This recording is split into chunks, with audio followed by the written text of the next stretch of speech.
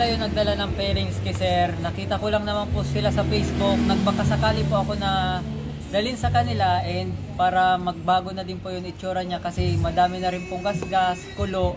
Dini-DIY lang po namin yung magkakaibigan. So dinala ko po dito para makita yung resultas and para magmukhang brand new po yung aking gamit.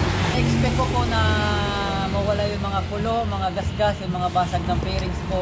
Kaya dinala ko po siya dito kasi ito lang po yung parang mapagkakatiwalaan kong job dito sa may around Sipocot po.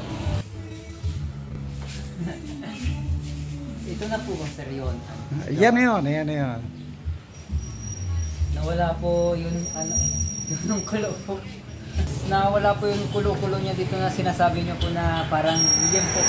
Nawala din po yung mga basag niya. Quality, sobrang quality po. Wala po, parang wala pong kayang gumawa nito dito sa sa Sipocot. Parang ikaw lang po yung nakakagawa ng ganito. Salamat po. Meron pa naman pero salamat po. So oras na para ikabit natin ito. Okay, let's go. Kung paano ba namin ito ginawa? Shoutout, this is MC N7C Entertainment, palakol, ayan. Ginamitan ng pinagbabawal na palakol, sobrang kapal ng patong-patong na pintura, tingnan mo naman. Ayan ang lutong. Ayan, minasilya na natin yung mga dapat ayusin at ginawa na natin fiberglass. Habang kinukuskos, ako naman ito, ginagrind natin yung mga kasugut-sugutan. At ayan, pabilisan natin, primer na natin, gawin na natin peng, may gas-gas, may tama, ginawa natin ng paraan. At eto na, patapos na sana pero biglang humabol to.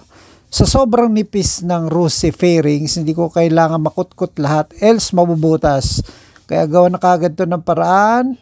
Kasi yung mga kasama niya, okay na, eto na lang. Eh di, gawa na natin, i-primer na kagad natin yan. Ayusin na kagad natin yung sira, konti, iyan, no? Ayun, may rhythm pa yan, no? Binubugan, may rhythm. At biglain na kagad natin. 1, 2, 3, let's go! Wow! Wow! Grabe! Grabe na yan. Kung gusto nyo ng ganitong output ng pintura, wag na kayo magpatumpik-tumpik. Pumunta na kagad kayo dito sa N7C Cars and Cafe. Diyan yan, sa Gaongan. At meron din tayo workshop sa San Pedro, Cabusao. Oh, paano ba yan? Magkita-kita tayo. Yep! Salamat po sa gawa niyo.